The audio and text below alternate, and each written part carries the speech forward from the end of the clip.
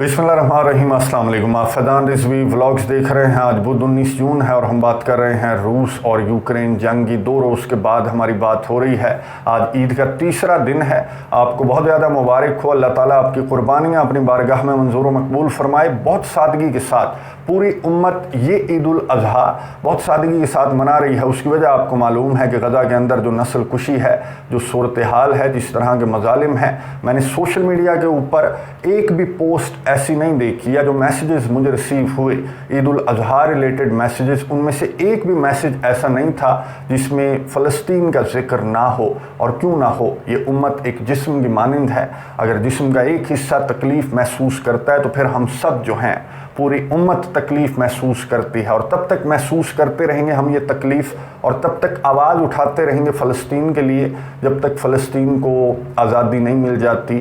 फ़लस्तीन related भी बहुत important ख़बरें हैं, नेक्स्ट वीडियो के अंदर सेपरेटली बात करेंगे। इस वीडियो के अंदर हम बात कर रहे हैं रूस और यूक्रेन जंग। अब रूस और यूक्रेन जंग कहना भी गलत है, ये जंग बहुत ज़्यादा फैल चुकी है, ना सिर्फ मशरिक़ वुस्ता, बल्कि इस वीडियो के अंदर मैं आपको बताऊँगा कि एशिया पैसिफिक, आपके पड़ोस तक भी ये रूस और यूक्रेन जंग, ये यूरोप की जंग आपके पड़ोस तक भी पहुंच चुकी है। डिटेल के साथ बात करने से पहले, लास्ट वीडियो के अंदर हम बात कर रहे थे यूक्रेन पीस समिट। मैंने आपको बताया था कि बुरी तरह से फ्लॉप हो गया। 160 कंट्रीज के सरबराहान को मदऊ किया गया था और 60 कंट्रीज के सरबराहान भी यहाँ पर नहीं पहुंचे। इस पीस समिट के अंदर 57 कंट्रीज के सरबराहान थे, जो कि यूरोपियन कंट्रीज, नेटो ममालिक हैं, और एशिया पैसिफिक के कुछ जो एलाइज हैं अमेरिका के, वो भी यहाँ पर, उनके भी सरबराहान यहाँ पर मौजूद थे। बाकियों ने हाज़िरी लगवाई। टोटल 90 ममालिक थे, जिनमें से ज़्यादातर जो कंट्रीज़ हैं उन्होंने अपने एम्बेसडर्स भेजे और फॉरेन मिनिस्टर्स के लेवल पर रिप्रेजेंटेशन थी। तो टोटल 90 में से अब एक नई खबर ये सामने आई इन 2 रोज़ के दौरान कि यूक्रेन के सदर व्लादिमीर ज़ेलेंस्की ने, जब ये समिट इख्तिताम पजीर होने लगा, तो एक पर्चा ला कर रख दिया। तमाम जो नुमाइंदे यहाँ पर मौजूद थे उनके सामने एक डॉक्यूमेंट ला कर रख दिया कि लो जी साइन करो। अब वो डॉक्यूमेंट क्या था आपको मालूम है कि यूक्रेन के सदर व्लादिमीर ज़ेलेंस्की के पीस फार्मूला पर ये जंग बंद होनी चाहिए, लो जी दस्तखत करो। तो 2 कंट्रीज़ का नाम सामने आया है रिपोर्ट की सूरत में, एक सऊदी अरेबिया, दूसरा इंडिया, जिन्होंने कैटेगोरिकली, और इंडिया के नुमाइंदे ये आपको नज़र आ रहे हैं, मैं व्हाट्सएप चैनल के ऊपर ये इनका क्लिप भी शेयर कर दूंगा, कि इन्होंने इस पीस समिट के दौरान कैमरे के सामने माइक पर खड़े होकर कहा कि हम किसी ऐसे डॉक्यूमेंट पर दस्तखत नहीं करेंगे जब तक रशिया की रिप्रेजेंटेशन यहाँ पर नहीं है। तो हम यहाँ पर हाजिरी लगवाने के लिए आए हैं, और एडमिट किया इंडिया ने, और इंडिया समेत दीगर कंट्रीज़ ने भी एडमिट किया कि हाजिरी लगवाने के लिए हम यहाँ पर आए हैं। To cut the story short, ये बिल्कुल फ्लॉप शो था यूक्रेन के सदर व्लादिमीर ज़ेलेंस्की का, जिसकी तैयारियाँ इन्होंने सालों की थी। अब ये जो फ्लॉप शो है, इसकी जिम्मेदारी आयद कर दी नेटो कंट्रीज़ ने चाइना के ऊपर। जाहिर है कि चाइना नहीं था, और चाइना का ना होना मैटर करता है। चाइना की वजह से बहुत सारे कंट्रीज़ इस समिट के अंदर नहीं आए, इंक्लूडिंग पाकिस्तान, वियतनाम, और बहुत सारे जो अरब कंट्रीज़ थे उन्होंने भी अगर शिरकत भी की तो एक आंख चाइना से मिलने वाली ज़ाहिर है कि आपने छोड़नी है।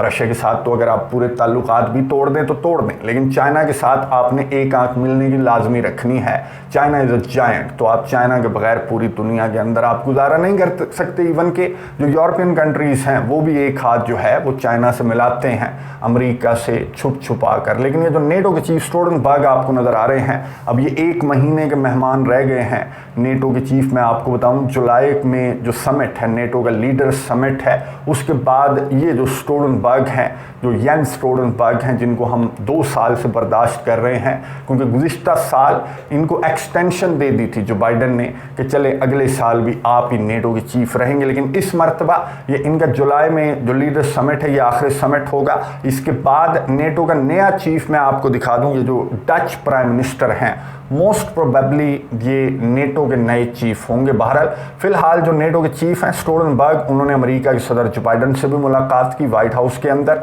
ओवल ऑफिस के अंदर, और फिर मीडिया से गुफ्तगू की व्हाइट हाउस के बाहर, और एंटनी ब्लिंकन से भी मुलाकात की स्टेट डिपार्टमेंट के अंदर। और इस ज्वाइंट प्रेस कॉन्फ्रेंस के दौरान जब सहाफ़ी ने सवाल पूछा यूक्रेन पीस समिट का, तो मैंने आपको बता दिया कि अब ये पूरा मलबा चाइना पर डालते हुए नज़र आ रहे हैं, लेकिन स्ट्रेट फॉरवर्ड तो एडमिट नहीं करेंगे कि चाइना की गैर मौजूदगी की वजह से यूक्रेन का पीस समिट बुरी तरह से नाकाम हो गया। लेकिन दूसरे अंदाज से इन्होंने चाइना को लेकर क्या बात की है नेटो के चीफ स्टोल्टनबर्ग ने, ये सुनिए, उसके बाद बात करते हैं। First, briefly on the question about China. Well, it's too early to say exactly what kind of consequences, but I think just in itself that more and more allies recognizes that it cannot continue the way it is like it is today, where China really tries to have a normal relationship with European NATO allies, and at the same time are enabling Russia to be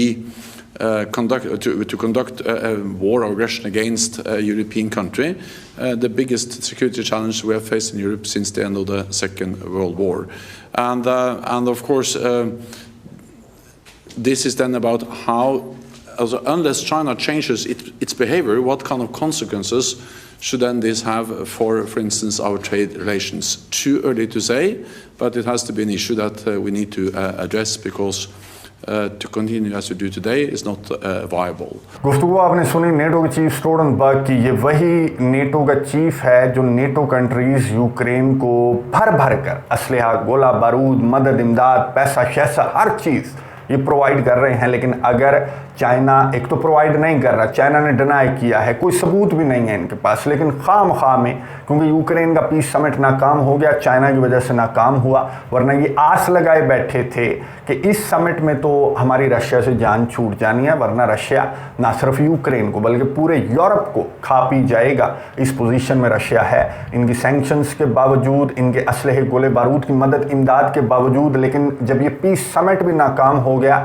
तो NATO के chief Stoltenberg आ गए यहाँ पर कि China यहाँ पर fuel add कर रहा है इस जंग के अंदर, चाइना रशिया को असलहा, गोला बारूद प्रोवाइड कर रहा है, तो चाइना को तो हम पनिश करेंगे, यानी कि सैंक्शंस आयद करेंगे। चाइना जो है एक हाथ से हमारे साथ अच्छे ताल्लुकात बनाने का ड्रामा करता है और दूसरे हाथ से रशिया को असलहा प्रोवाइड करता है। ये नेटो के चीफ स्टोल्टनबर्ग ने ऐसी बात की है जिसका ना सर है ना पैर है। अब ये क्यों कर रहे हैं? एक वजह तो मैंने आपको बता दी कि यूक्रेन का पीस समिट नाकाम हुआ, दूसरी वजह मैं आपको बता दूं कि रशिया के हमले रुकने का नाम नहीं ले रहे, रशिया के फौजियों की पेशकदमी रुकने का नाम नहीं ले रही। यूक्रेन को जितना मर्जी असलहा, गोला बारूद प्रोवाइड कर दें, लेकिन मैदान जंग के अंदर जो सूरत हाल है, जो रशिया के फौजियों की पेश है, जो रशिया के हमले हैं, जो रशिया के सदर व्लादिमीर पुतिन की जंग की स्ट्रेटजी है, यानी कि कोफ्त हो जाए बंदे को देखकर कि 2 साल से ज़्यादा 2.5 साल होने को हैं, लेकिन रशिया के सदर व्लादिमीर पुतिन की जंग की स्ट्रेटजी जो है वो बिल्कुल जूं की तू नहीं हिली।